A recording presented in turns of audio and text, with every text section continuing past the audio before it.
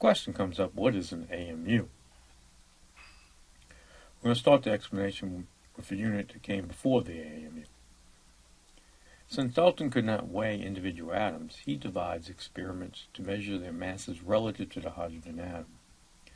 Basically, it was a relative scale, not an absolute, meaning that the scale was compared to the mass of a hydrogen. He didn't know exact masses, but he knew in comparison it was 1 times the mass of hydrogen or 2 times the mass of hydrogen, etc. Hydrogen was chosen as it was believed to be the lightest element.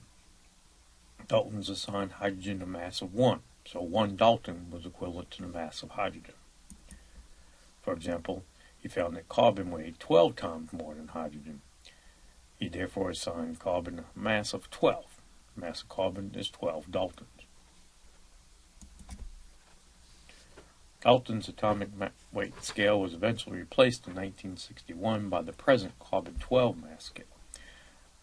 Carbon was so abundant in compounds it made more sense to use that as its comparison element, and they renamed the Dalton to the AMU.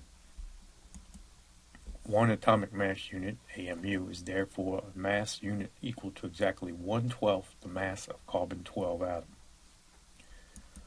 On a modern scale, the atomic weight of an element is the average atomic mass for the naturally occurring element, expressed in atomic mass units. The periodic table is based on atom mass with units of AMUs. So, when we see sodium is 23.1 AMUs, that's the mass of 1 atom of sodium.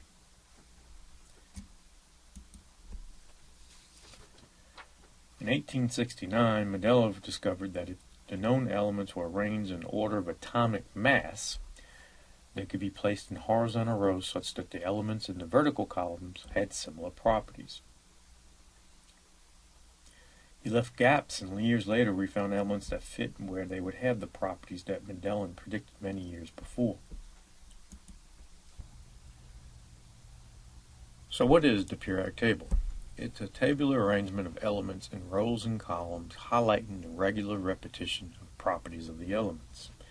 The elements are in locations for reasons. They have similar properties due to their similar arrangements. Which gets us to periodic law, which states that certain sets of physical and chemical properties recur at regular intervals, periodically, when the elements are arranged according to increasing atomic number. Now notice that we've changed from Mendeleev's when we had it based on atomic mass, to now it's based on atomic number. Eventually we found that atomic number made better sense than atomic mass.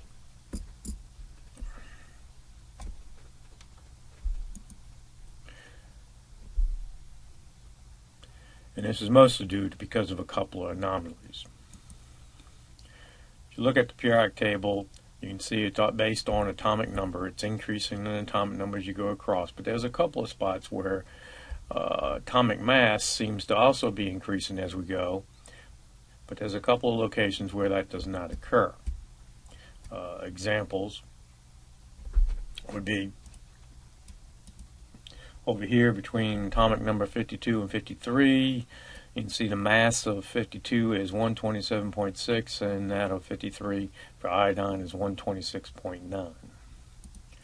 Now the one occurs at atomic number 90 and 91 and also at 27 and 28. So this makes better sense to do it by atomic number, by the number of protons, since it's doing the identity of the element. A period consists of the elements in any one horizontal row of the periodic table. So any one of these rows is considered a period. Second row, third row, fourth row, fifth row, sixth, etc. A group consists of elements in any one column of the periodic table. They have similar properties and structure. So going down a column, second column, third column, fourth column, etc. The groups are usually numbered. They got the North American, which uses Roman numerals and A's and B's, and the IUPAC, which uses your Arabic numbers 1 through 18. As you can see at the top of the periodic table, you have both sets on this particular periodic table. Roman numerals as well as their Arabic numbers. The 8A groups are called your main group or representative elements. Those are your 2 columns at the front of the periodic table and the 6 in the back.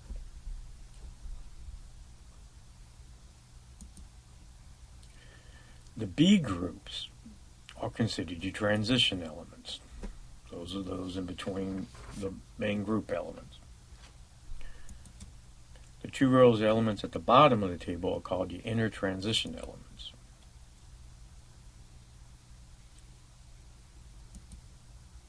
Elements in any one group have similar properties because their outer shells have the same number of valence electrons, which we'll discuss in later sections.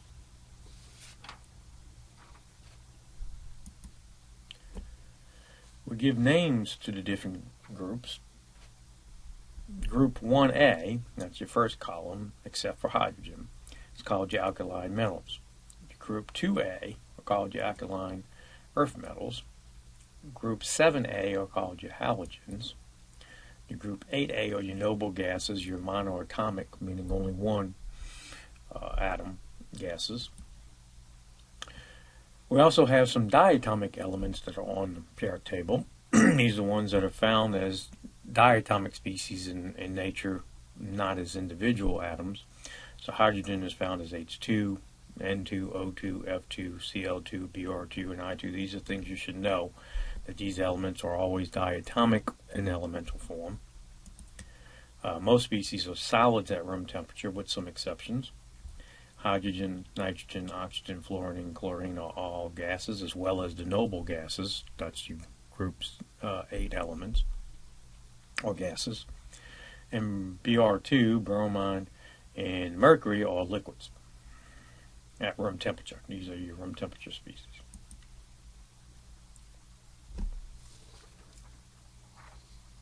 The trends for metal and nonmetals are very important for determining different things. So we need to know what are metals and nonmetals on our periodic table. Generally, to the left of the staircase are metals. Those species touching the staircase are your metalloids, and those to the right of the staircase are your nonmetals. So everything to the left are your metals, to the right, nonmetals, touching it are your metalloids. This is important to know because it helps us in determining bond type, proper terminology, and making decisions. There's a trend with the periodic table. This is the first trend. There are many trends in the periodic table, but this is the first one you'll know, is metallic character. As you move to the left across the periodic table, it increases in metallic character, and as you go down the periodic table, it increases in metallic character. Homework 12 has questions dealing with the periodic table.